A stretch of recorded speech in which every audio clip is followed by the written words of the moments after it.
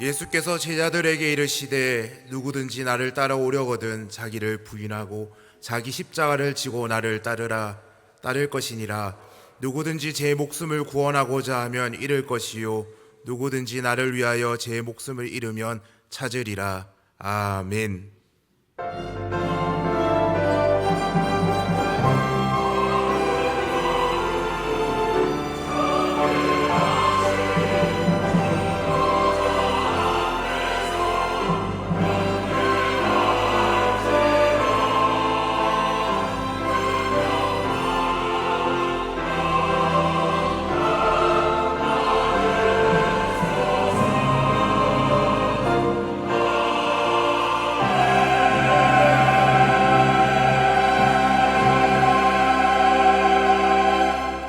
성도의 실족함을 허락하지 않으시는 하나님, 사순절이 시작되는 주일을 맞이하여 이전보다 더 간절한 마음으로 은혜를 구합니다.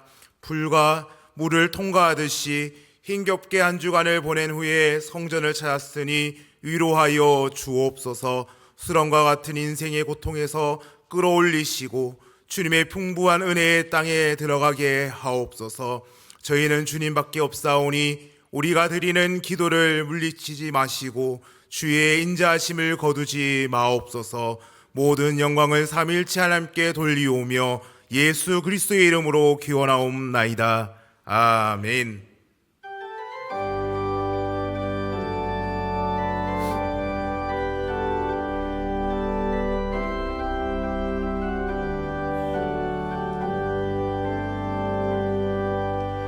당신은 영광의 왕, 당신은 평강의 왕, 당신은 하늘과 땅의 주, 당신은 정의의 아들, 천사가 무릎 꿇고 예배하고 찬송하네. 영원한 생명 말씀, 당신은 예수 그리스도 주. 호산나 다윗의 자손께, 호산나 울러왕 중의 왕. 높은 하늘의 영광을 예수 주 메시아네.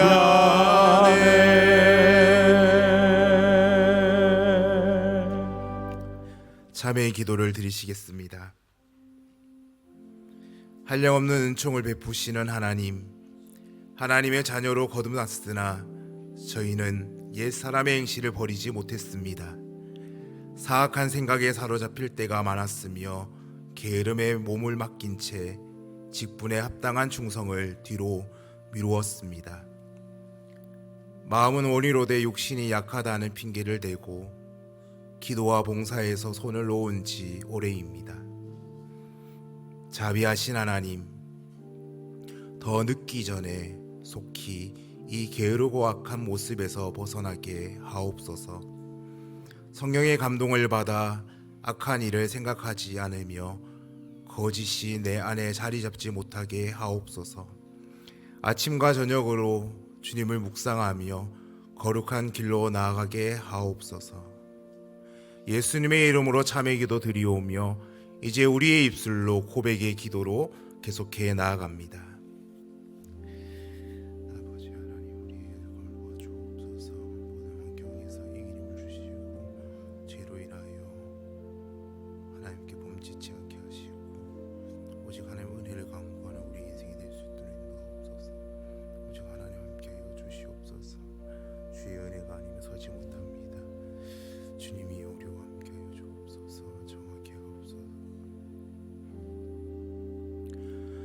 여호와께서 그의 앞으로 지나시며 선포하시되 여호와라 여호와라, 자비롭고 은혜롭고 노하기를 더디하고 인자와 진실이 많은 하나님이라. 인자를 천대까지 베풀며 악과 가실과 죄를 용서하시리라. 아멘. 나는 전능하신 아버지 하나님 천지의 창조주를 믿습니다. 나는 그의 유일하신 아들 우리 주 예수 그리스도를 믿습니다. 그는 성령으로 잉태되어 동정녀 마리아에게서 나시고 본디오 빌라도에게 고난을 받아 십자가에 못 박혀 죽으시고 장사된 지 사흘 만에 죽은 자 가운데서 다시 살아나셨으며 하늘에 오르시어 전능하신 아버지 하나님 우편에 앉아 계시다가 거기로부터 살아있는 자와 죽은 자를 심판하러 오십니다. 나는 성령을 믿으며 거룩한 공교회와 성도의 교제와 죄를 용서받는 것과 몸의 부활과 영생을 믿습니다. 아멘.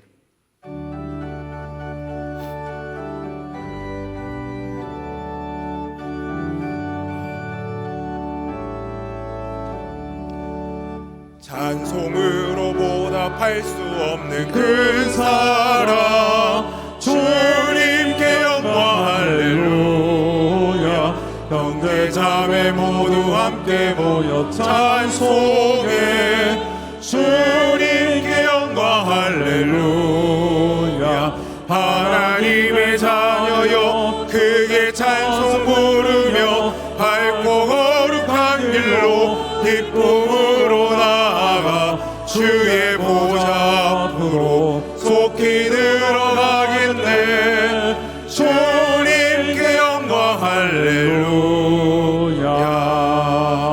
우리 받은 주님 은혜 한량 없도다. 주님께 영광 할렐루야. 기쁜 찬송 부르면서 천국 가겠네.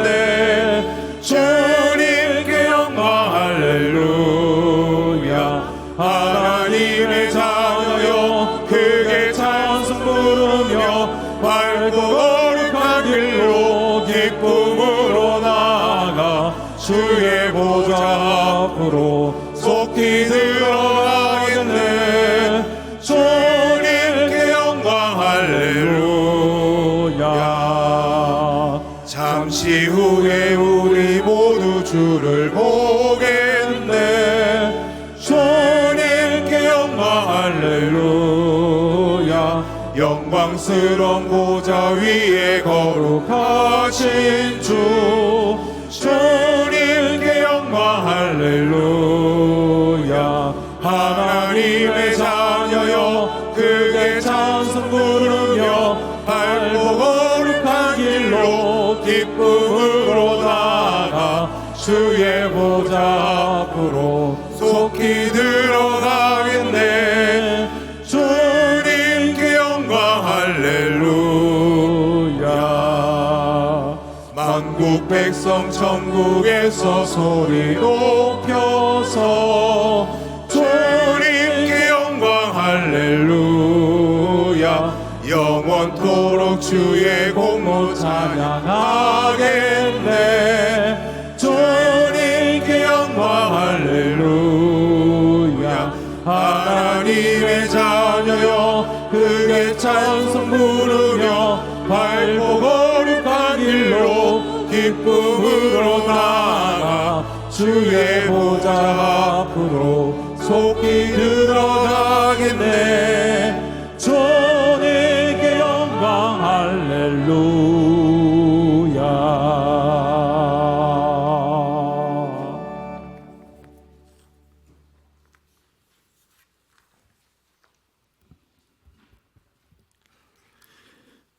천지를 창조하시고 친히 화목제물이 되시어 십자가 고난 받으심으로 우리를 죄의 종에서 다시 하나님의 자녀로 회복시켜 주시고 지금도 우리와 함께 계시는 성부, 성자, 성령 삼위일체의 하나님, 그 크신 은혜를 감사드립니다. 이 시간 온 대봉의 성도들이 한 주간 세상에서 주께서 각자에게 맡겨주신 사명을 전심으로 감당하다가 주님의 날 첫 번째 고난주간과 청소년 주일을 맞아 예배의 자리로 나오게 하심을 감사드립니다. 우리 모든 자녀들에게 하나님의 영이 임하사 나를 위해 십자가 지신 예수님의 사랑을 알게 하시고 성령이 주시는 지혜와 명철로 하나님이 창조하신 세상과 사물의 이치를 깨닫게 하시며 나를 향하신 하나님의 선하시고 기뻐하시고 온전하신 뜻을 발견하여 각자의 삶을 통해 그 부르심에 응답하며 세상에서 주의 자녀답게 살아갈 수 있게 인도하여 주옵소서.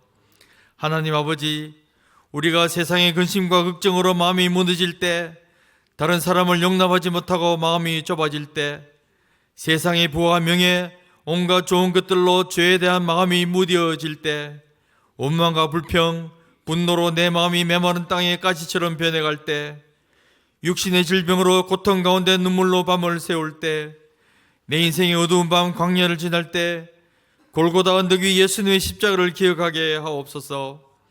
예수님의 손과 발에 못을 박던 그 망치 소리, 창에 찔려 피를 쏟으시며 엘리 엘리 라마 사박다니 외치시는 예수님의 그 음성이 내 마음을 울리게 하시어 다시 온전한 하나님의 자녀로 바로 설 수 있게 역사하여 주옵소서. 이 시간 내 마음속의 아픔과 절망, 슬픔과 후회, 모든 꿈과 소망을 주님의 십자가 앞에 펼쳐놓고 주님의 긍휼하심과 때를 따라 돕는 은혜를 간구하오니 나를 위해 죽으신 그 십자가 사랑, 못 박히신 손으로 상하고 찢긴 심령과 병든 육체를 보시기에 좋았더라 말씀하신 그 창조의 모습대로 회복시켜 주옵소서. 하나님 아버지, 주께서 십자가 지시기 전날 제자들의 발을 씻기시면서 새 계명을 주노니 서로 사랑하라, 내가 너희를 사랑한 것 같이 너희도 서로 사랑하라 하신 주님의 말씀을 기억합니다. 우리 모든 대봉의 성도들이 죽기까지 우리를 사랑하신 그 주님의 사랑을 본받아 서로 사랑하면서 그 사랑 안에서 이 시대에 우리에게 주어진 하나님의 뜻을 이루어가게 하옵시고 세상의 빛과 소금의 역할을 잘 감당하여 하나님의 기쁨이 되고 세상의 칭송을 받고 하나님께 영광을 돌리는 이 시대 한국교회의 본이 되는 대봉교회가 되게 역사하여 주옵소서. 우리 대봉교회의 모든 성도들이 하나님이 부르신 곳에서 하나님이 각자에게 주신 달란트로 섬기며 봉사하고 서로 사랑을 실천하여 우리가 속한 가정과 교회, 직장과 나아가 온 대구를 의와 희락과 평강이 넘치는 하나님의 나라로 만들어가는 하나님의 복의 통로가 다 되게 하여 주옵소서. 대봉교회의 영적 지도자로 세워주신 박의종 김은혜 목사님과 부목사님, 전도사님 모든 교역자들에게 성령 충만을 주시사 하나님께서 맡겨주신 성도들에게 예수님의 십자가 사랑을 삶으로 보여주는 하나님의 칭찬을 받고 모든 성도들의 존경과 사랑을 받는 목회자가 다 될 수 있게 은혜 내려 주옵소서. 멀리 아프리카, 르완다와 우간다, 요르단과 영국, 일본에서 사역하고 있는 선교사들과 필리핀과 인도, 러시아에 세워진 대봉교회 위에 하나님의 영이 함께 하시사 그들이 하나님을 알지 못하던 그 불모의 땅에 눈물과 땀으로 뿌린 복음의 씨가 30배, 60배, 100배로 열매 맺어 하나님께 영광 돌리며 하나님의 칭찬을 받는 모든 선교사님들 될 수 있도록 역사하여 주옵소서.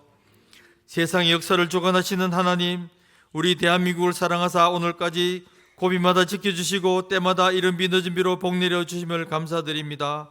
그러나 아직까지 북녘 동포들은 마음껏 하나님을 부르지도 못하고 고통 가운데 신음하고 있습니다. 하나님 아버지, 그들의 탄식을 들으시며 그들의 눈물을 보시고 속히 회복의 그날을 주시옵소서.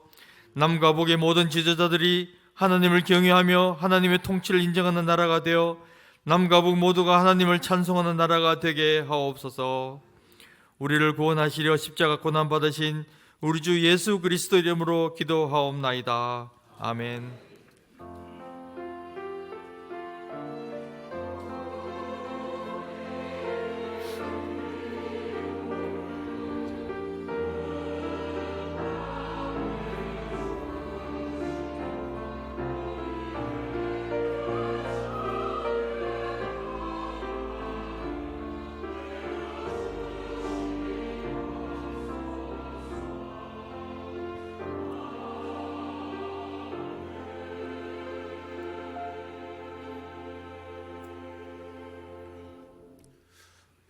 복되고 거룩한 주일, 하나님께서 우리에게 주시는 말씀은 신약 성경 요한복음 9장 1절로 7절의 말씀입니다. 신약 성경 요한복음 9장 1절로 7절입니다.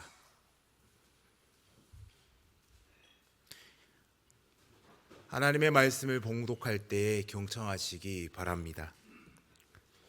예수께서 길을 가실 때에 날 때부터 맹인된 사람을 보신지라.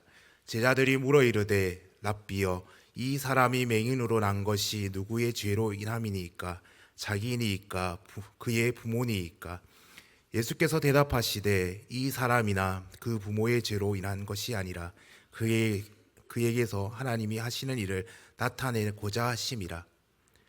때가 아직 낮임에 나를 보내신 이의 일을 우리가 하여야 하리라. 밤이 오리니 그때는 아무도 일할 수 없느니라. 내가 세상에 있는 동안에는 세상의 빛이로다.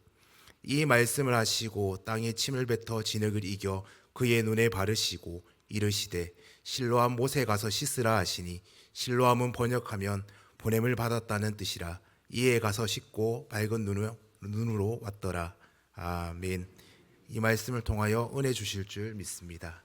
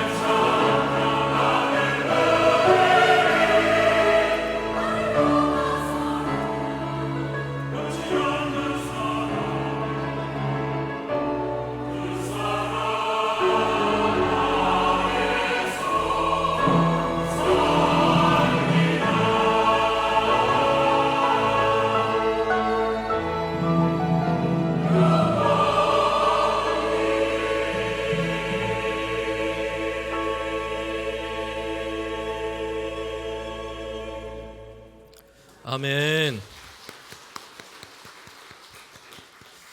네, 우리 귀한 찬양에 감사를 드립니다. 우리 찬양처럼 주님의 사랑 안에서 참 평안을 누리는 우리 모든 성도들 되시기를 바랍니다. 네, 하나님 예배하러 오신 우리 모든 교우들 환영합니다. 주님의 평강이 저와 여러분 가운데 함께 하시기를 축복합니다. 우리 명절 잘 보내셨습니까? 네, 보니 오늘 빈자리가 좀 있는 것 같습니다.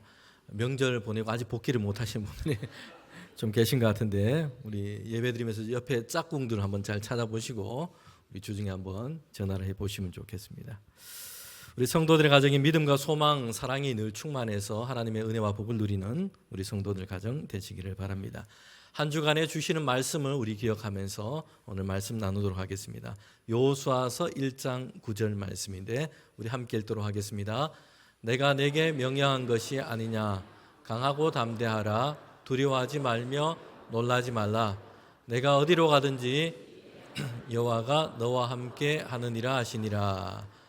보호하시는 하나님 아버지, 세상 속에서 하나님의 자녀로 살며 하나님의 뜻대로 살아갈 수 있도록 두려움을 용기로 변화시켜 주세요. 예수님의 이름으로 기도합니다. 아멘. 네, 주신 말씀처럼 어디로 가든지 어떤 상황 가운데서도 함께 하시는 하나님을 믿음으로 담대하게 믿음으로 살아가는 저와 여러분 되시기를 축복합니다.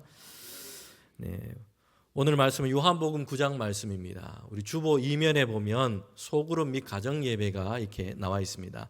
특별한 주제가 없으면 이제 소그룹 가정 예배에 있는 본문을 가지고 주일날 함께 하나님 말씀을 우리가 듣도록 하고자 합니다.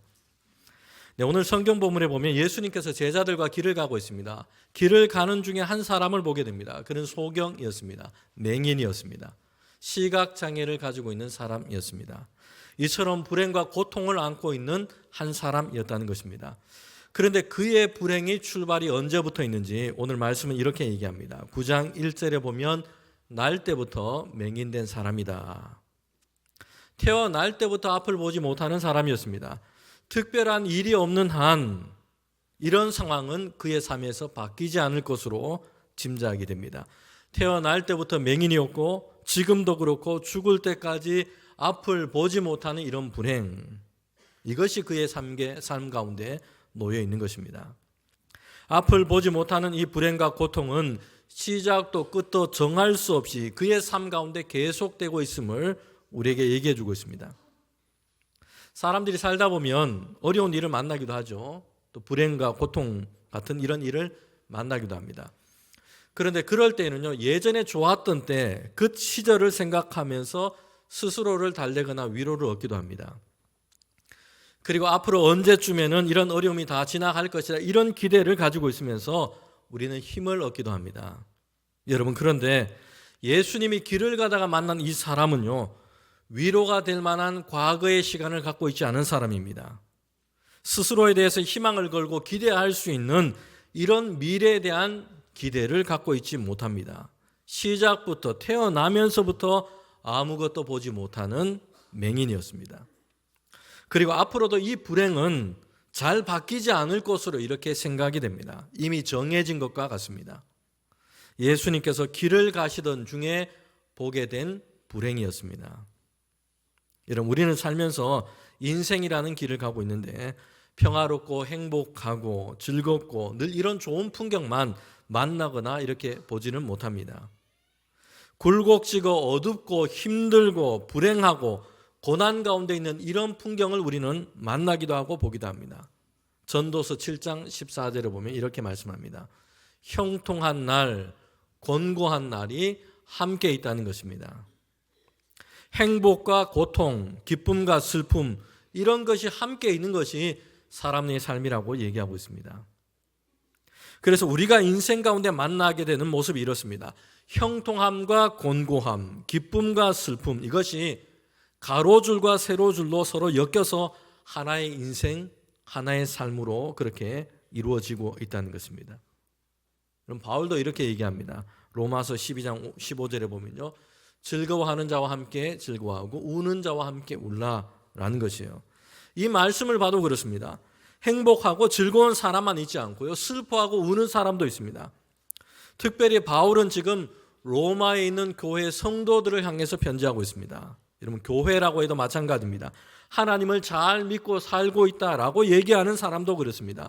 좋은 일, 기쁜 일도 있지만 슬픔도 있고 불행과 고통의 문제를 만나기도 합니다. 이런 어려운 가운데 있는 사람들을 우리는 보기도 합니다. 우리의 인생길 가운데 이런 일을 만나기도 합니다. 예수님께서는 가는 길에 나면서부터 맹인된 사람을 보게 됐습니다. 길 위에서 고통과 불행의 문제를 주님은 보게 되신 것입니다. 자, 그런데 오늘 우리는 이 본문을 통해서 타자의 고통을 우리가 어떻게 보고 있는가, 그리고 하나님은 우리 가운데 이 고통의 문제를 어떻게 보도록 하시는가, 오늘 말씀을 통해서 우리가 생각해 보고자 합니다. 먼저 우리는 오늘 본문에서 보면 타자의 고통을 보고 있는 이 사람들의 모습을 보고 있는데, 그들은 정죄하고 판단하는 일을 앞세우고 있다는 것입니다. 예수님과 제자들이 나면서부터 맹인된 사람을 가는 길에 보게 되는데, 그러면서 제자들에게는 이런 질문이 생기게 됩니다. 저 사람은 저렇게 불행하고 지금 어려움과 고통 가운데 있습니다. 그런데 누구의 죄 때문입니까? 태어나면서부터 이미 저런 불행을 안고 있는데, 그러니 그 낳은 부모의 죄 때문입니까? 아니면 저 사람의 죄 때문입니까? 타자의 불행과 고통을 대하는 제자들의 1차적인 모습이에요. 그것은요, 이 고통의 문제를 바로 죄의 문제와 연결시키고 있습니다. 다른 가능성을 생각하고 있지 않습니다. 누구의 죄 때문인가? 누가 죄가 많아서 지금 저 사람이 저렇게 고통과 어려움 가운데 있는가? 저런 불행을 안고 있는가? 이렇게 얘기하고 있습니다. 오늘 우리는 예수님의 이 제자들의 모습을 보면서 우리 자신은 지금 어떻게 해왔는지 한번 생각을 해볼 필요가 있습니다. 우리는 타자의 이 불행의 문제를 보면서 어떤 시선으로 이것을 보았는지, 그리고 타인이 당하는 고통의 문제를 우리는 어떤 생각을 했는지 살펴볼 필요가 있습니다. 제자들은 이 불행의 문제를 죄의 문제로만 여기고 있습니다. 그래서 불행당한 사람에 대해서 지금 판단하는 일을 앞세우고 있습니다.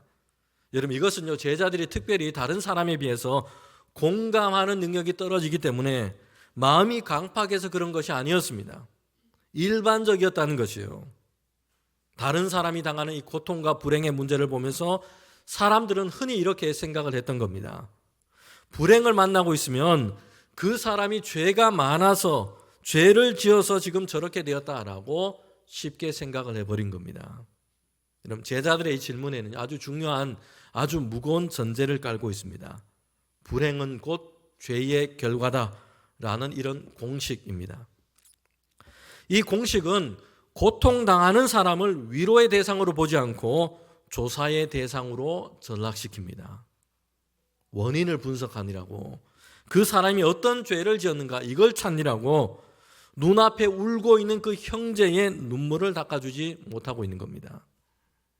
우리는 고통과 불행의 문제하면 성경에서 먼저 욥이라는 인물을 떠올리게 됩니다. 예기치 못한 이 불행을 만나게 되었습니다.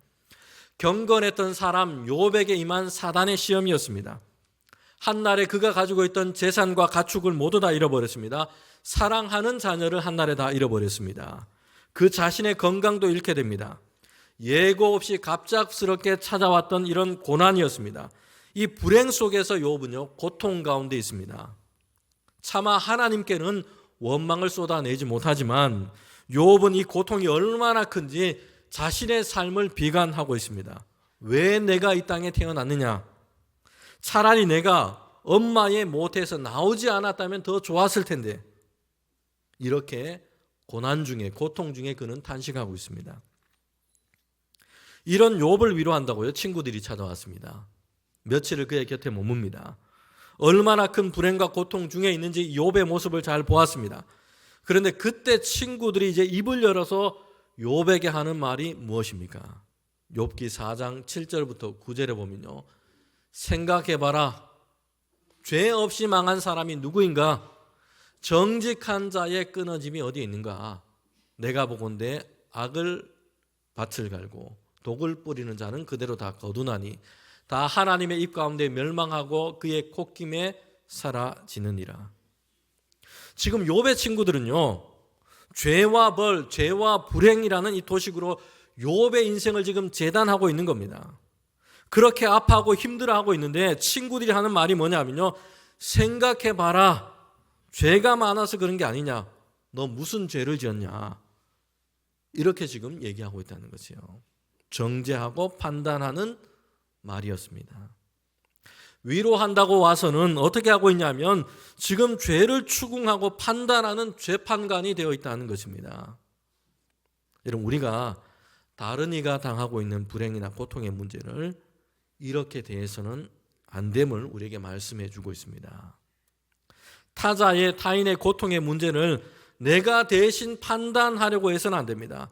내가 대신 막 원인을, 죄를 막 찾으려고 하고요, 그의 죄와 벌, 이 단순한 도식을 가지고 그의 삶을, 그의 인생을 재단하려고 해서는 안 됩니다. 이처럼 고통당하는 사람의 인생과 삶을 정죄하고 판단하는 이런 폭력을 우리는 멈춰야 합니다. 타자의 고통을 어떻게 보고 있느냐? 우리는요, 타자의 고통을 자기 위안 삼아서는 안 됩니다. 타자의 고통을 보면서 잠시 안타까움을 느끼기도 합니다. 그런데 사람은 종종 자기 위안을 삼아 버리기도 합니다. 야, 나는 저렇게 안 돼서 다행이야 생각합니다. 심지어는 나는 저렇지 않아서 하나님께 감사한다, 하나님께 감사하기도 합니다. 타인의 불행으로 나의 안녕을 위암 삼아서는 안 됩니다. 타인의 불행을 보고 내가 감사해야 할 제목을 찾아서는 안 됩니다. 오늘 사람들이요, 행복이냐 불행이냐 느끼는 데 있어서 다른 사람들과 비교하면서 이렇게 행복과 불행을 느끼고 결정하는 경우들이 많습니다. 다른 사람들과 비교해서 내가 좀 괜찮으면 행복감을 느껴요. 그런데 다른 사람들과 비교해서 내가 좀 그렇지 못하면 불행감을 느끼고 살아갑니다. 오늘 현대인들이 불행감을 많이 느끼고 살아갑니다. 이전보다 훨씬 더 삶의 조건들이 좋아졌습니다. 그런데 병리적으로 우울증을 앓고 있는 사람들이 훨씬 더 많아졌습니다. 정신건강이 좋지 못하다는 것이요. 그렇지 못한 이유가 있는데 그 중에 한 가지가 비교의식에 사로잡혀 있기 때문입니다. 물론 과거에도요, 사람들은요, 다른 사람들과 본능적으로 비교하며 이렇게 살아왔습니다. 그런데 과거에는 내가 알고 있는 사람, 비교 대상의 사람들이 그렇게 많지 않았습니다. 가까이 있고 같은 동네에 있는 사람들, 이웃들, 고만고만한 사람들이었습니다. 같은 동네 이웃에 있는 사람들 정도였습니다. 그래서 부라고 하면 우리 집에는 없는데 이웃집에 뭐 냉장고 있는 거, TV 있는 거, 뭐 이 정도 비교하며 살아왔어요. 그런데 오늘날에는 달라졌습니다. 방송이나 인터넷을 통해서, SNS를 통해서 우리 동네 이웃 사는 누군가 비교하는 것이 아니라 이제는 이런 비교가 글로벌화됐습니다. 연예인들, 다른 사람에 살고 있는 부유한 사람들, 유명한 사람들, 그들은 오늘 무엇을 하고 있고 오늘 무엇을 먹고 있고 그들은 오늘 무엇을 샀고 그들은 오늘 어디를 여행하고 있고 이런 것을 다 알고 있다는 것이에요. 사람들은 온라인에 올라오는 다른 사람들의 생활 모습을 보고 자신의 삶과 비교합니다. 그러면서 부러워하기도 하고 때로는 거기에서 큰 불행감을 느끼기도 합니다. 여러분, 그런데 온라인에 올라오는 사람들의 생활 그 모습은요, 실제적인 일상의 모습과는 좀 거리가 있습니다. 특별한 곳에 갔을 때, 특별한 것을, 좋은 것을 갖게 되었을 때, 더군다나 그것도 과도하게 미화하거나 포장해서 올리는 경우들도 많습니다. 제가 얼마 전에 신문 기사를 하나 봤습니다. 좀 씁쓸하고 슬픈 기사였습니다. 고시원에서 생활하고 있는 청년이었습니다. 취업을 준비하고 있습니다. 그러니 그의 삶이 넉넉하지 못하고 어렵고 고단하기도 합니다. 그날에도 편의점에서 1,500원짜리 컵라면을 먹었습니다. 그런데 이제 돌아와서 핸드폰으로 SNS를 하는데 자신의 타임라인에 영수증 하나를 올렸습니다. 서울 강남의 유명한 오마카세 식당에서 결제한 30만 원짜리 영수증. 인공지능 AI로 만든 영수증이었습니다. 여러분, 이 사람이 개인이 정직하지 못하다는 문제를 넘어 있습니다. 우리 시대와 우리 사회 문화 속에 이렇게 살다 보니 이렇게 해서라도 해야 된다는 이런 생각이 작용하고 있다는 것입니다. 이렇게 해서라도 자신의 초라한 모습을 감추고 허구와 허세를 통해서라도 나는 괜찮게 살고 있다, 이걸 드러내고 이것을 과시해야 한다라는 생각에 사람들이 사로잡혀 있다는 것이에요. 허위로 조작된 가상의 자아와 자기 모습이라도 다른 사람들이 부러워할 만한 이런 모습으로 보여져야 한다라고 생각하고 있다는 것입니다. 여러분, 우리가 사는 세상이 이런데 만약에 우리 눈앞에 맹인된 사람이 태어나면서부터 앞을 보지 못하는 사람이 있다고 생각해 봅시다. 또는 SNS에 이런 사람의 모습과 이야기가 지금 그렇게 있다고 한번 해보세요. 그러면 사람들은요, 그를 보고 그의 이야기를 듣고 비교의식이 작동합니다. 그 사람이 당하고 있는 이 고난, 이 불행의 크기가 얼마나 큰지, 얼마나 힘들지 생각하는 것은 잠시입니다. 그리고 나면 나는 그래도 볼 수 있어, 괜찮다. 나는 그래도 좋은 편이야. 저 사람 좀 봐. 가난할 뿐만 아니라 앞을 보지 못해. 자기 위안을 삼고 맙니다. 그래도 나는 두 눈을 가지고 볼 수 있으니 감사하다. 그래도 이만큼 나는 건강하니 감사해야지. 타인의 불행을 보고 자기 감사의 제목만 보고 있다는 것입니다. 성도 여러분, 물론 우리가 우리의 두 눈을 갖고 세상을 볼 수 있는 것 감사해야 할 이유입니다. 우리가 건강한 것 정말 하나님께 감사해야 할 이유입니다. 그러나 시각장애를 가진 사람의 불행을 보고 그를 긍휼하게 보기보다는 그와 비교해서 내가 볼 수 있는 것에 감사하고 있다면, 만약에 그렇다면 그 감사는 하나님이 기뻐하지 않으실 겁니다. 하나님은 오히려 고통과 불행 가운데 있는 그 사람을 긍휼한 마음으로 그를 바라보고 계실 겁니다. 다른 사람이 만난 불행과 고통을 보고서 야, 그래도 나는 괜찮으니 감사하다, 이렇게 자기 위안을 삼아서는 안 됩니다. 고통과 불행의 문제는 지금은 내게 아닐 수 있지만 그렇다 앞으로도 나와는 관계없는 문제다, 이렇게 할 수가 없습니다. 다행히 지금은 잠시 비껴 있을 뿐입니다. 어느 누구라도 인생의 불행과 고통의 문제에 대해서 호언장담할 수 없습니다. 자고할 수가 없습니다. 요즘 이탈리아에서 동계올림픽이 진행 중에 있습니다. 그런데 스키라는 이 종목에서 아주 유명한 선수가 있습니다. 올림픽에 3번 이미 참여해서 메달을 땄던 전설적인 선수입니다. 그런 미국 선수였는데요, 린지 본이라고 하는 선수였습니다. 그런데 8일날 했던 경기 도중에 그만 균형을 잃고 넘어져서 큰 부상을 당하게 됩니다. 닥터 헬기에 실려서 병원으로 이송됩니다. 십자인대 파열, 또 다른 부상, 수술을 다 받고요, 이제 정신을 좀 차린 후에 이렇게 얘기합니다. 스키를 타고 가파른 곳을 막 내려오고 있는데 빠른 속도로 내려오고 있습니다. 그런데 깃대와 충돌을 하면서 균형을 잃게 됐다는 거죠. 그리고 넘어져서 큰 부상을 입게 된 겁니다. 그녀는 이렇게 얘기합니다. 겨우 5인치 차이였습니다. 약 13cm 정도 됩니다. 겨우 5인치 차이가 메달과 부상을 갈랐습니다. 여러분, 즉 간발의 차이로 만약에 저 깃대를 피했다면 수술대에 올라가지 않고 시상대 위에 올라서 메달을 목에 걸었을 것입니다. 여러분, 사람의 인생에서 불행과 고통의 문제는 때로는 이럴 것입니다. 지금 누군가는 간발의 차이로 불행한 일을 마주해 버렸고요, 지금 누군가는 간발의 차이로 그렇게 비껴간 것입니다. 그리고 내일 또 어떨지 우리는 장담할 수 없습니다. 타인의 불행과 고통으로 자기 위안을 삼을 수 없습니다. 내일의 누구라도 그 자리에 있을 수 있다는 것이에요. 여러분, 그래서 오늘 성경 말씀은요, 타자의 고통에 대해서 위로와 돌봄이 먼저임을 우리에게 말씀해 주고 있습니다.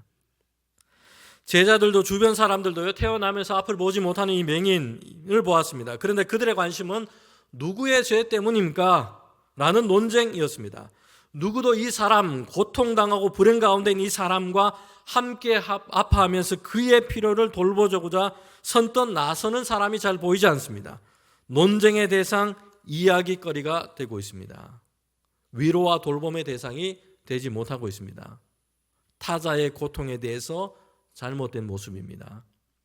하나님의 말씀이 우리에게 요청하는 것이 있습니다. 그것은 논쟁하는 것이 아니고 죄를 추궁하고 찾아내는 이런 역할도 아닙니다.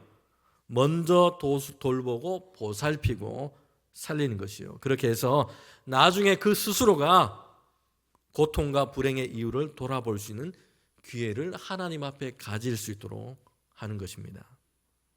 여러분, 예수님께서도요, 나는 정죄하지 않을 것이다 라고 말씀하고 있습니다.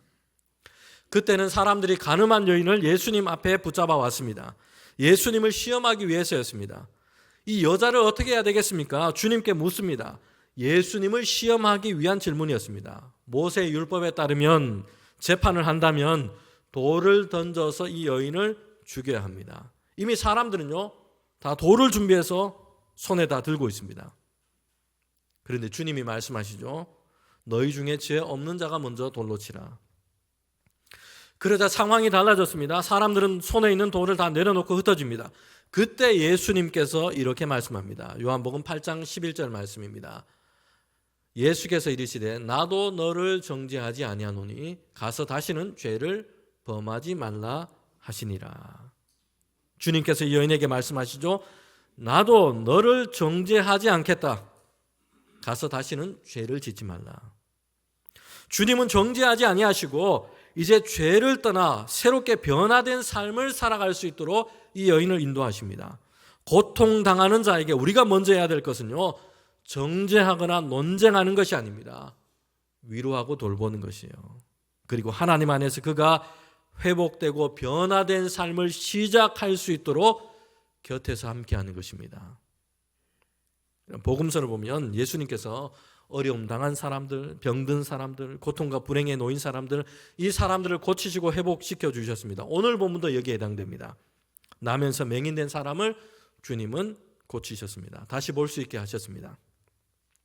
그런데 주님께서 이렇게 행하신 일들을 보면 빠지지 않고 이런 말씀이 나오고 있습니다. 불쌍히 여기셨다는 것이요, 긍휼히 여기셨다는 것입니다.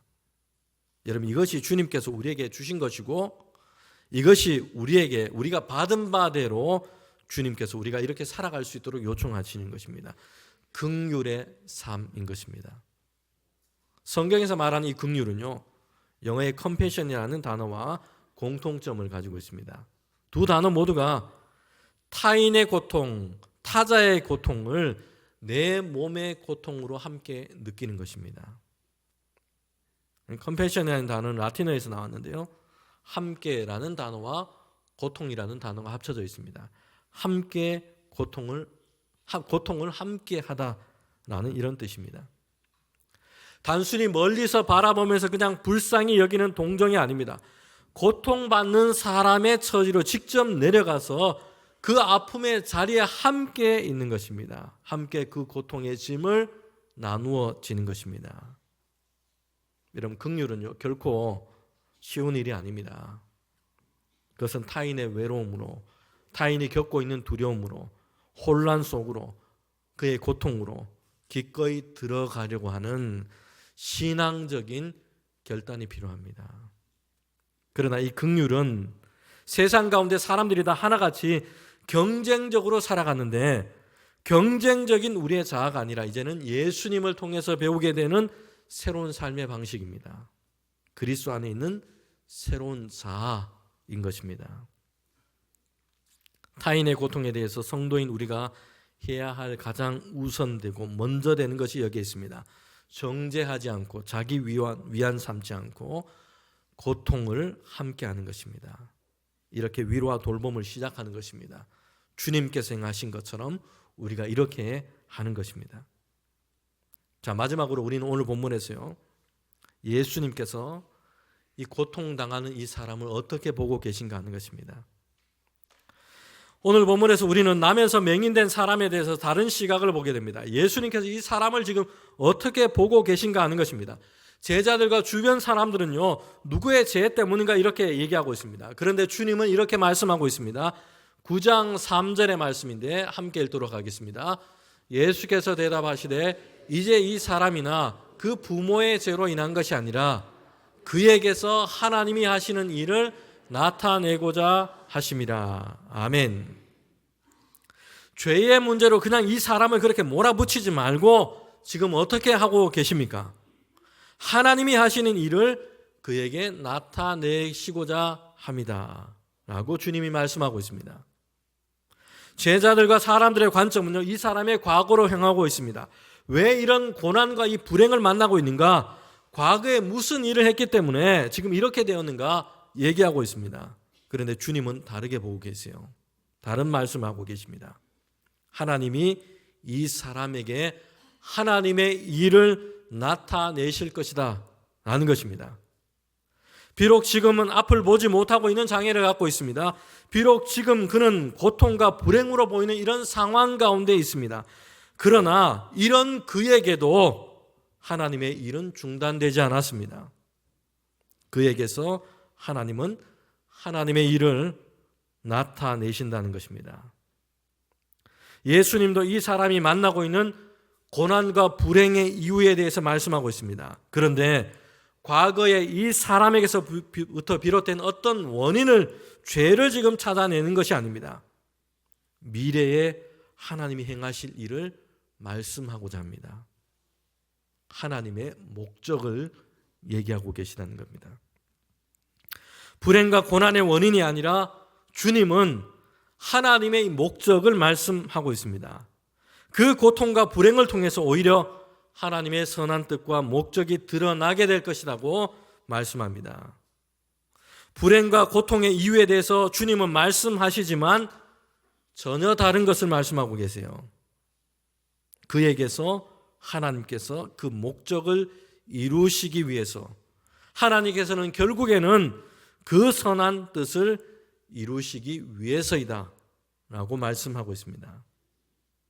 여러분, 제자들의 시선과 관점은요, 과거 그리고 이 사람에게서 원인을 찾고자 합니다. 그러나 주님은 미래 그리고 이 사람이 아니라 하나님이 그 가운데 행하실 목적을 말씀하고 계세요. 여러분, 어떤 불행과 고통의 문제를 안고 계십니까? 원인을 우리는 생각해야 합니다. 왜 내가 이렇게 건강이 나빠졌을까? 왜 내가 이렇게 경제적인 어려움을 겪고 있을까? 생각을 해야 합니다. 그러나 동시에 우리는 고난의 원인에만 집착해서는 안 됩니다. 하나님은 분명 우리의 이런 상황 가운데서도 하나님의 뜻하신 일을 나타내시기 때문입니다. 그러기에 우리는 하나님 안에서 고난의 목적을 더 깊이 우리는 생각해야 합니다. 나면서 맹인이었던 이 사람에게 하나님이 목적하신 일이 드러나게 될 것입니다. 여러분, 그 일이 뭡니까?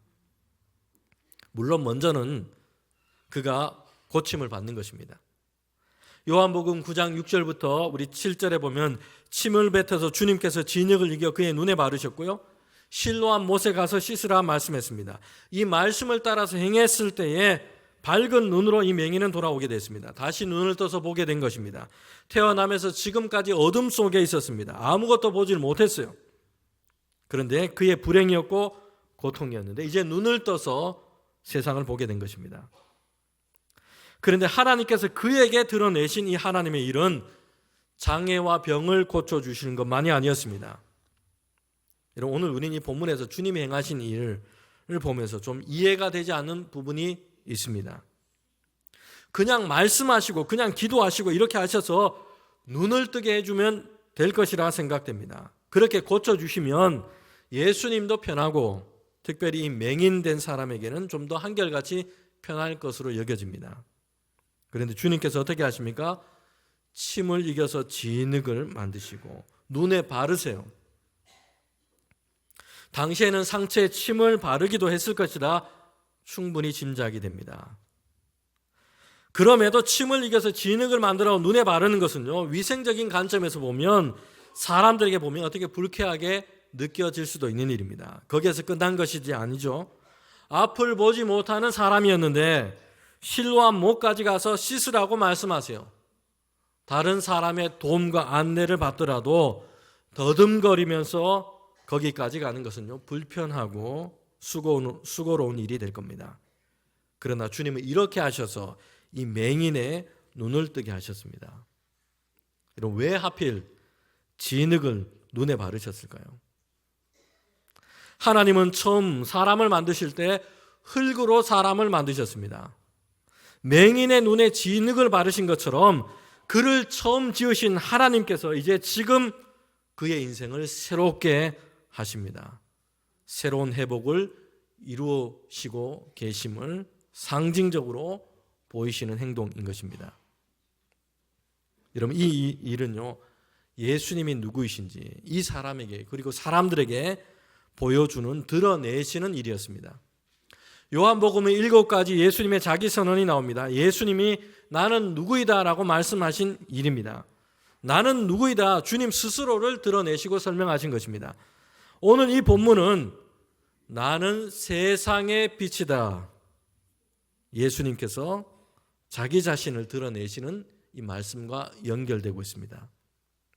여러분, 그런 이 맹인이 눈뜨게 된 것은 이 일을 통해서 드러내시는 하나님의 일은요, 그게 뭡니까?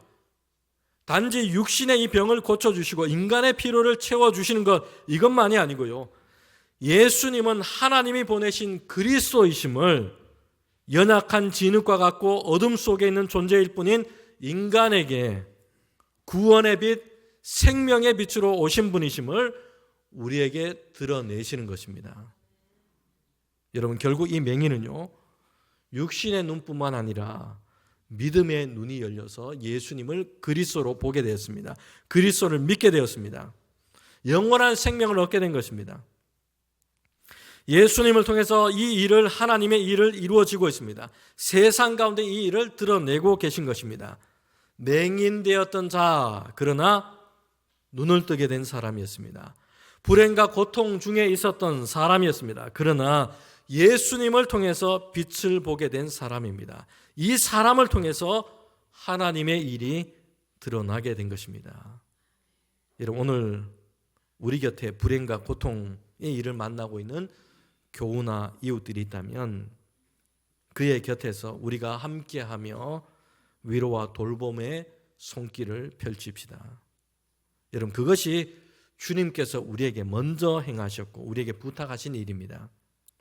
그리고 우리가 어떤 처지 속에 있더라도 낙심하지 않고 불행과 고통으로 여겨지는 그곳이 장차 하나님의 영광이 가장 분명하게 드러날 무대가 될 것을 우리는 믿습니다. 여러분, 이 일을 통해서 하나님의 일이 드러나게 될 것입니다. 선하신 하나님의 목적이 무엇인지 구하는 저와 여러분 되기를 주님의 이름으로 소망합니다. 함께 기도드리겠습니다. 사랑의 하나님, 오늘 말씀을 통해서 고난을 바라보는 새로운 눈을 우리에게 열어주시옵소서. 우리가 타인의 아픔을 판단하거나 구경하는 자가 되지 않게 하시고 주님처럼 긍휼의 마음으로 짐을 나누어지는 자가 되게 하여 주옵소서. 비록 지금 내 앞에 보이지 않는 어둠 속에 있을지라도 이것이 장차 하나님의 일이 나타날 영광의 통로가 될 것을 믿습니다. 이번 한 주 동안 우리의 눈에 진흙을 씻어내고 실로암의 기적을 체험하는 빛의 자녀들이 되게 하여 주시옵소서. 우리의 빛 대신 예수님의 이름으로 기도하옵나이다. 아멘.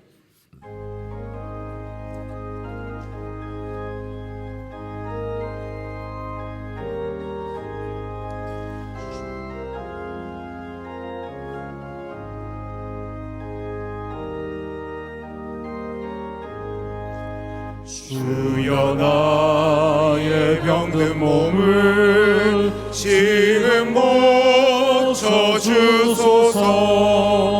모든 병을 고쳐주마 주 약속하셨네. 내가 지금 굳게 믿고 주님 앞에 구하오니 주여 그 신 권능으로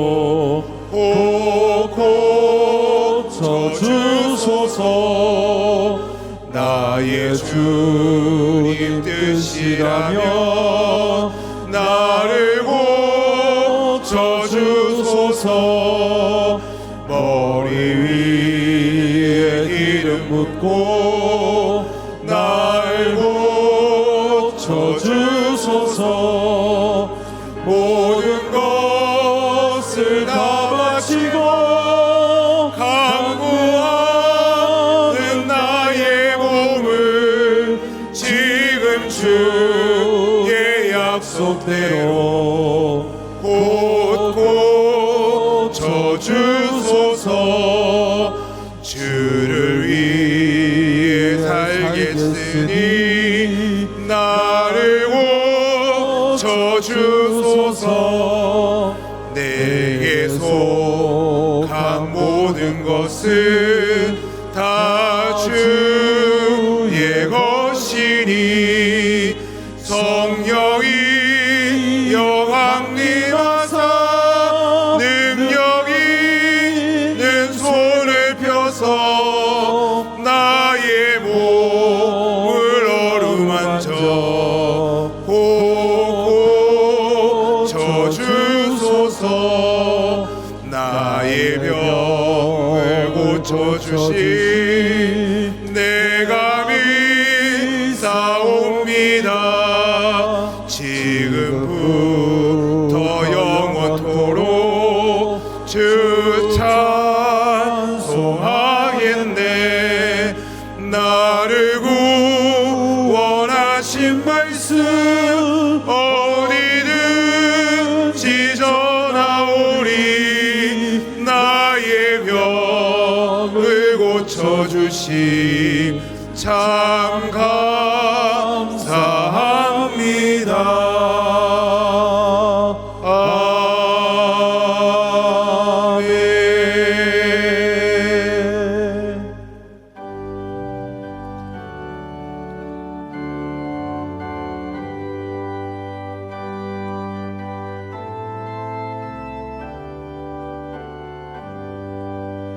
나의 고아 드리니 주여 받아주셔서 하늘나라 위하여 주 뜻대로 쓰소서.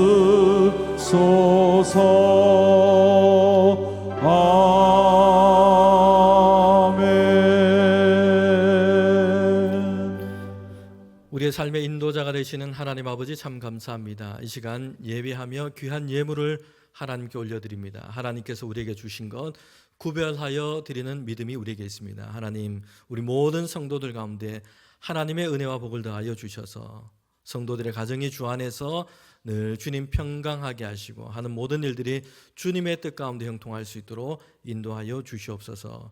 특별히 연약한 성도들 새 힘 얻게 하시고 더욱더 믿음 안에 담대할 수 있도록 인도하여 주시옵소서.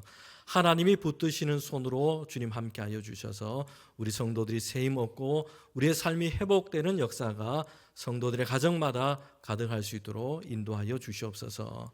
이 귀한 예물을 주님의 손에 올려드립니다. 하나님의 뜻 가운데 사용되게 하셔서 주님의 선한 목적이 드러나게 하여 주시옵소서. 생명의 복음, 그리스도의 십자가의 은혜, 그 사랑이 증거되는 일에 쓰이게 하여 주시옵소서. 예수님의 이름으로 기도하옵나이다. 아멘.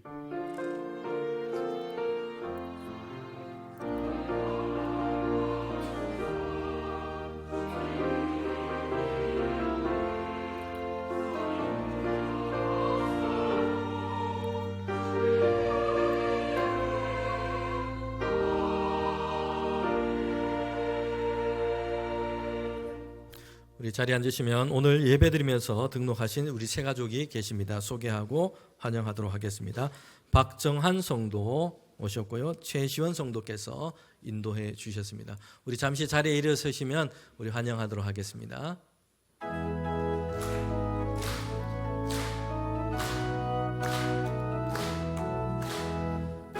환영합니다. 주님의 이름으로 환영합니다.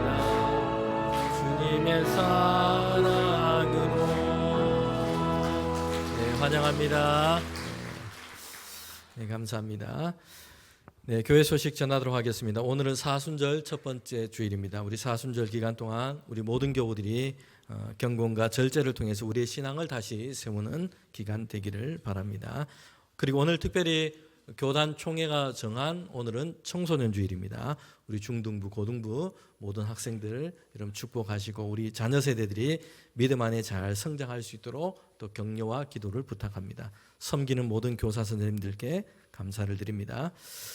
네, 새학기 맞이 새벽 기도회가 내일부터 해서 한 주간 있습니다. 우리 교우들의 가정, 우리 자녀들과 함께 해주시기를 바랍니다. 금요일에는 온 세대 블레싱 금요 기도회가 있습니다. 전혁 목사님 오셔서 말씀 전하시는데 우리 청소년 또 우리 청년, 우리 다음 세대들이 함께 와서 우리 기도회 시간 가지면 좋겠습니다. 부활절 세례 신청 및 일정이 있습니다. 참고하시고요. 오는 금요일에 이제 구역장 권차례가 개강하게 됩니다. 주보에 광고를 실지는 못했습니다. 빠졌습니다. 정기 재직회가 다음 주일 찬양 예배 후에 있습니다. 네, 교우 소식입니다. 이진영 장로님 모친께서 별세에서 장례 중에 있습니다. 오늘 찬양 예배 후에 위로 예배로 출발합니다. 네, 우리 다 일어나셔서 파송의 찬양 부르도록 하겠습니다.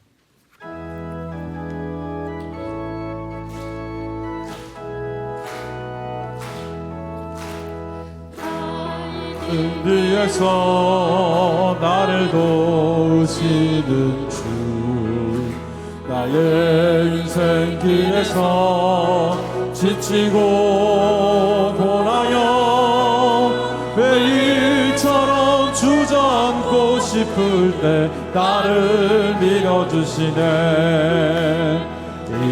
일어나 걸어라 내가 새 힘을 주리니 일어나 너 걸어라 내 너를 도우리 일어나 걸어라 내가 새 힘을 주리니 일어나 너 걸어라 내 너를 도우리. 지금은 우리 주님 예수 그리스도의 은혜와 하나님의 그 크신 사랑과 성령의 교통하심이 선하신 하나님의 목적을 믿으며 이 땅 가운데서 믿음으로 주님과 동행하기를 원하는 우리 모든 주의 성도들 가운데 지금부터 영원토록 함께 하시기를 간절히 축원하옵나이다. 아멘.